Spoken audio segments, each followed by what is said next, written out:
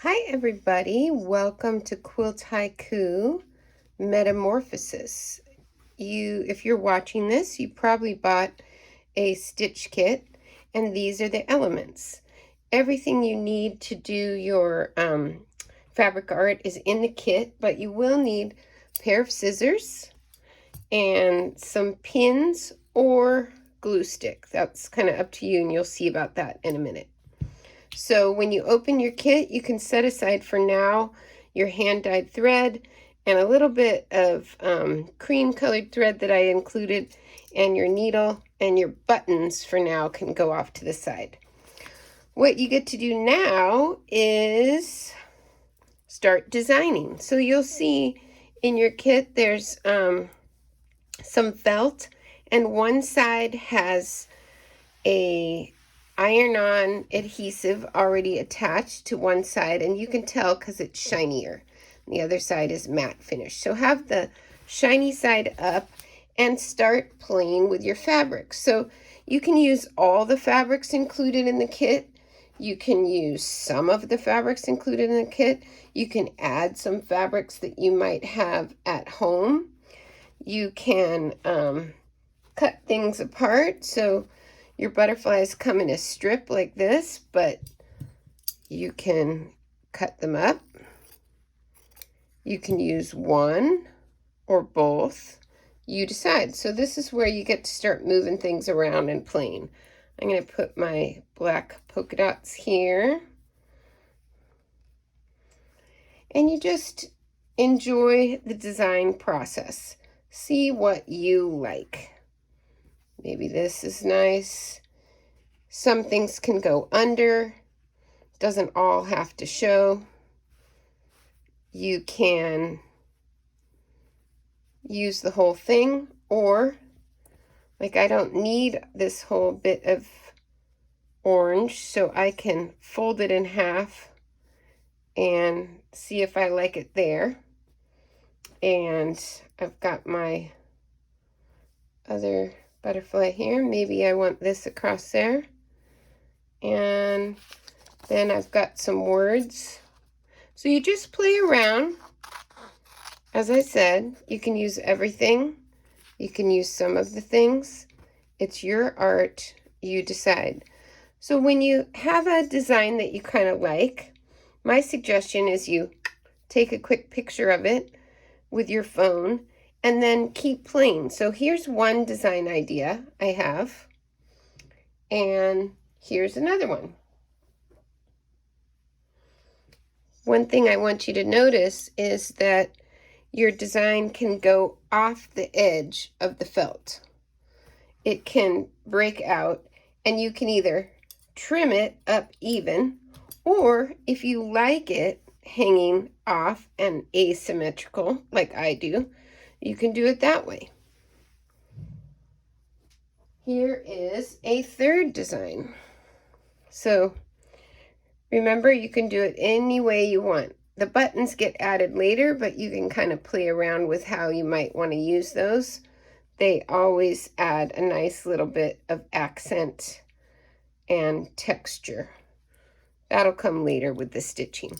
So here I have my design coming off the edge again, and that's a great way to do it. When you have your design the way you want it, and you've decided, like, okay, this is how I want it, but I don't need this whole piece. So I remember I folded it, so I can now cut that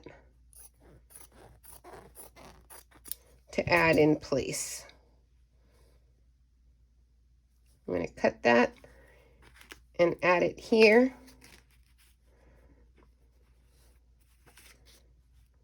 And I think I'm going to trim this one off so the edges are even.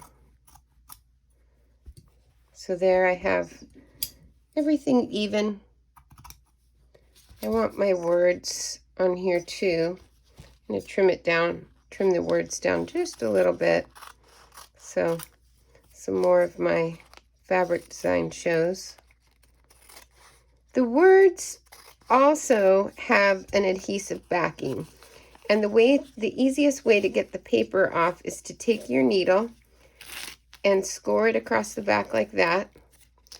And that allows you to peel it off very easily. And there's an adhesive there so that you can put those words down just where you want them.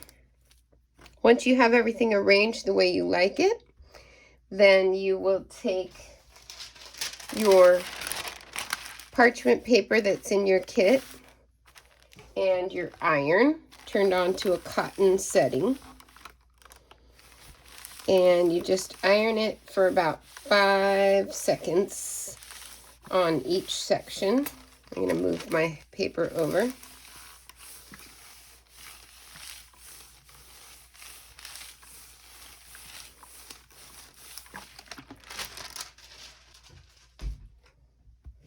Some of your fabrics are stuck down to the backing, like these, but some are still loose.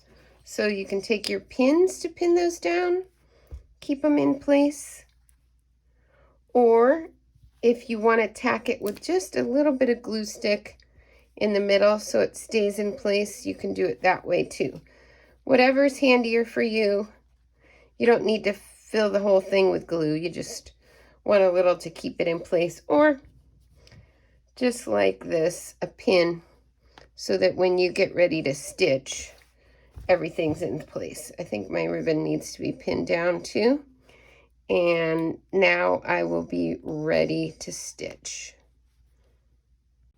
Okay, I've spent a little time stitching on my sampler, and you'll see in this butterfly box I did a running stitch around the edge, and then using the off-white thread I added the white spots of the classic monarch butterfly, so that's why I included that color. Here I have a blanket stitch around the edge of this feature here, just some accents with some cross stitch, more running stitch, blanket stitch.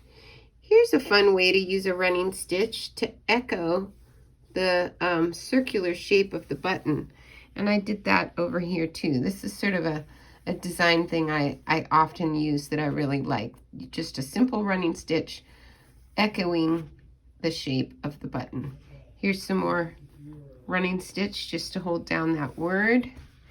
And I added a little bit of satin stitch and French knots on my Metamorphosis caterpillars and butterfly, just to kind of give a little more pop for those.